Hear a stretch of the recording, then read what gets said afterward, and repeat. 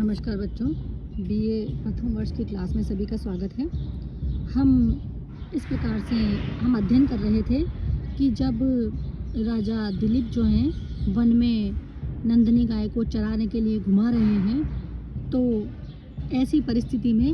वहाँ का सारा वातावरण मिलके जो है राजा दिलीप की सहायता में तत्पर हो जाता है और किस प्रकार से वो राजा दिलीप की सेवा सारा वातावरण करने लगता है, उसी का वर्णन यहाँ पर किया गया था। प्रक्त तुषारे गिरि निर्झराणाम अनोकः कंपित पुष्पगंधि तम आतप कलांतम अनाथ पत्रम आचार पूतम पवनः शिशेवे। तो क्या कहते हैं, देखो कि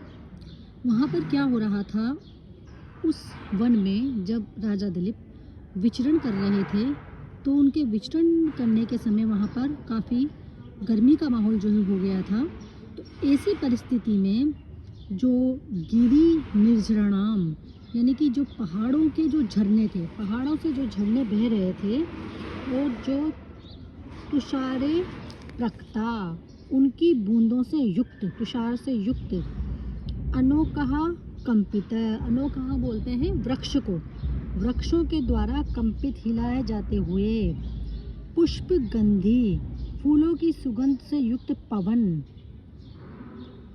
पवन जो है आतप कलांतम, आतप से क्लांत यानी कि गर्मी से परेशान, गर्मी से जो परेशान हो रहे थे, ऐसे अनातप उन आतपत्रम, उन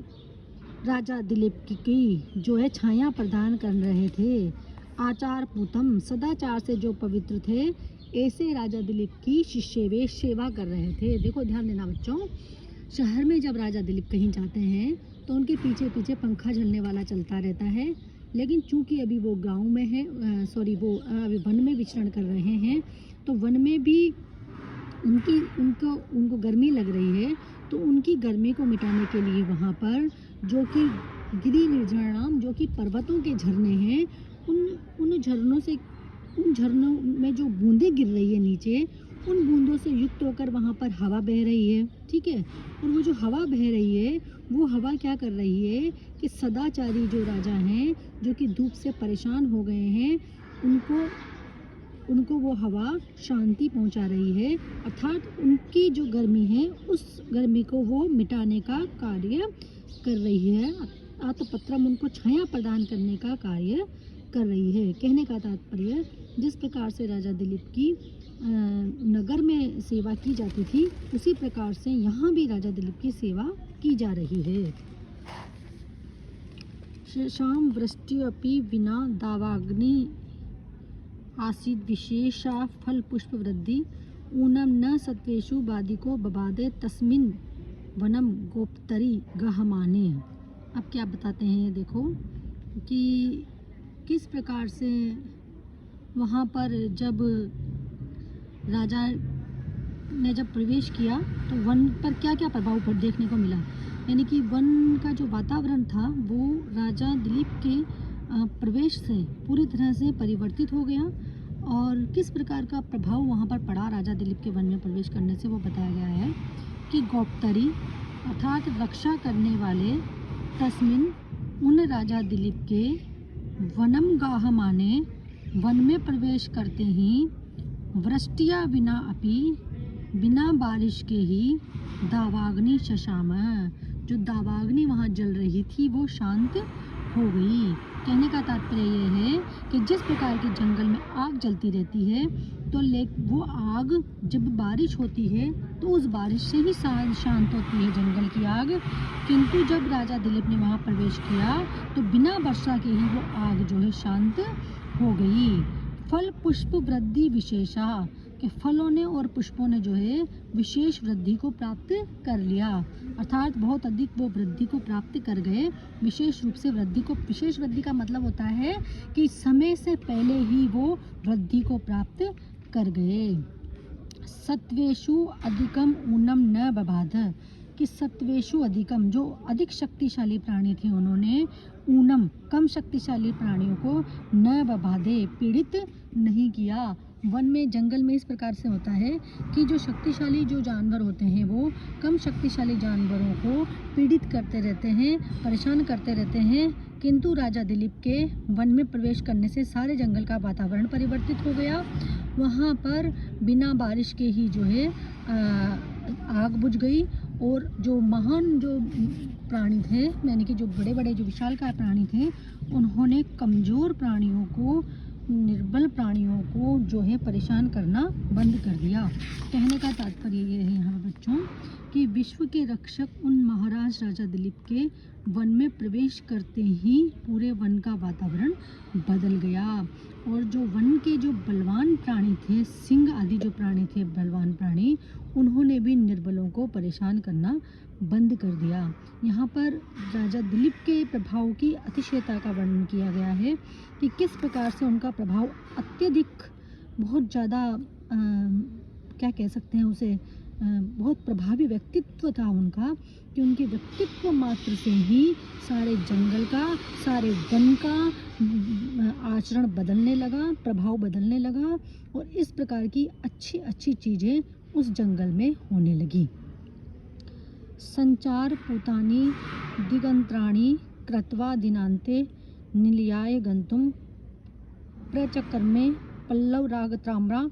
प्रभा पतंगश्च मुनेश्च धेनु। अब क्या बताया देखो इसमें बच्चों कि अब राजा दिलीप दिन भर से उसको गाय को वहाँ पर चरा रहे थे। तो वहाँ पर क्या हुआ कि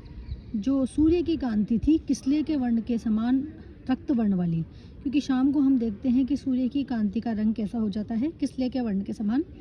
तो रक्त वर्ण वाली सूर्य की कांति थी। और साथ में राजा महर्षि वशिष्ठ की जो गाय थी नंदनी, वो नंदनी गाय भी क्या है, उसी तरह में लालिमा लिए हुए हैं, यानी गेरुए रंग की थी वो नंदनी गाय भी। तो ये कह रहे हैं कि जो गेरुए रंग वाली नंदनी गाय और जो रक्त वर्ण वाली सूर्य की कांति थी, वो दोनों ही शाम हो जाने पर सारी दिशाओं को अपने संचार से एक प्रकार से पवित्र करके पूरे दिन का अंत हो जाने के कारण अस्त होने के लिए अपने अपने आश्रम में पहुंचने का उपक्रम करने लगी। कहने का तात्पर्य ये है कि राजा दिलीप की जो गाय को चरा रहे थे, महर्षि वशिष्ठ की जो गाय थी, वो भी अपने आश्रम में चली जाना चाहती थी शाम होने के कारण, और जो सूर्य भगवान थे उनकी लालिमा भी, रक्तवर्ण वाली लालिमा, शाम के अंत हो जाने के कारण वापस अस्ताचल की ओर चले जाना चाहती थी। तो यहाँ पर सूर्य की लालिमा से जो है इन्होंने राजा दिलीप की जो वशिष्ठ ऋषि की गाय है उसकी तुलना की है। देखो, पल्लव राग तामा, किसले के वर्ण की समान ताम्रा यानी कि लाल वर्ण वाले, पतंगस्य आभा प्रभा, सूर्य की कांति, पतंग यानी सूर्य की प्रभा यानी कांति, और मुने धेनु, और मुनि की गाय, मतलब मुनि की जो गाय थी वो भी पल्लव राग ताम्रा थी, यानी कि किसले के वर्ण के समान लाल थी, और जो सूर्य की प्रभा थी वो भी लाल थी,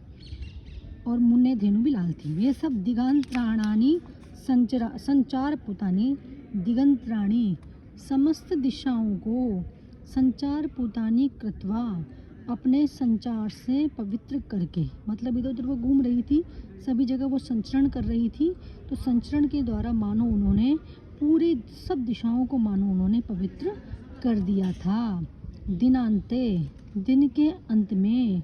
निलयाय गंतुम, अपने घर की ओर चलने को, प्रचक्र में क्या किया कर दिया उन्होंने, प्रारंभ कर दिया। कहने का तात्पर्य ये है कि चूंकि शाम का समय हो चुका था, तो ऐसी परिस्थिति में नंदिनी गाय जो थी उसका वर्ण भी ताम्र वर्ण का, किसले के समान वर्ण वाला, और सूर्य की कांति जो भी वो भी शाम के समय ताम्र वर्ण की ही हो जाती है, किसले वर्ण वाली हो जाती है।